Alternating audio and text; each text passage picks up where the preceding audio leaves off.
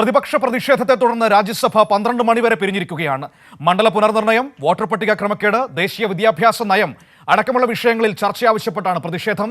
വിവരങ്ങളുമായി സിബി ദില്ലിയിൽ നിന്ന് ചേരുകയാണ്. സിബി, പാർലമെന്റിൽ ഇന്നും വലിയ പ്രതിഷേധമാണ് നമുക്ക് കാണാൻ കഴിഞ്ഞത്. പ്രത്യേകിച്ചും ദേശീയ വിദ്യാഭ്യാസ നയം, ഹിന്ദി അടിച്ചേൽപ്പിക്കൽ ശ്രമം, ഒപ്പം ഈ മണ്ഡല പുനർനിർണയം വരുമ്പോൾ ദക്ഷിണേന്ത്യക്കുണ്ടാകുന്ന വലിയ നഷ്ടം, ഇക്കാര്യങ്ങളൊക്കെ ഇന്ന് സഭകളിൽ വളരെ ശക്തമായി ഉയർന്നു വരുന്നത് കാണാൻ കഴിഞ്ഞു.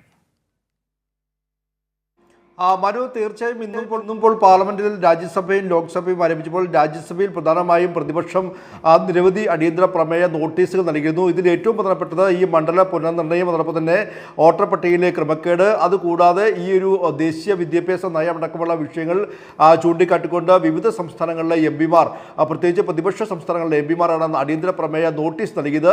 പക്ഷേ ഈ നോട്ടീസിനെല്ലാം നിലയും രാജ്യസഭാ ഉപാധ്യക്ഷൻ ഇത്തരത്തിൽ അനുമതി നിഷേധിക്കുകയായിരുന്നു. പിന്നീട് വലിയ രീതിയിൽ ബഹളത്തിന് കാരണമാകുകയും പ്രതിഷേധത്തിന് കാരണമാകുകയും ചെയ്തു.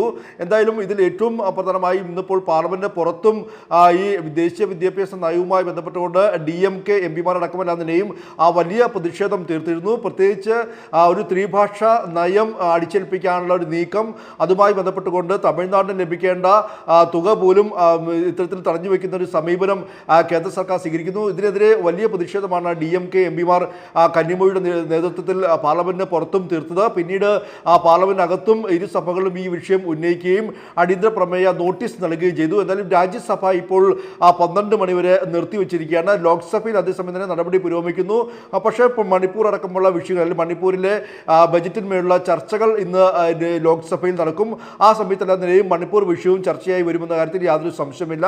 എന്തായാലും ലോക്സഭ ഇപ്പോൾ പുരോഗമിക്കുകയാണ്. എന്നാൽ രാജ്യസഭ 12 മണിവരെ നിർത്തിവെച്ചിരിക്കുകയാണ്. മനു, ശരി സിബി, ഇതിൽ നിന്ന് വിവരങ്ങൾ നൽകിയത്.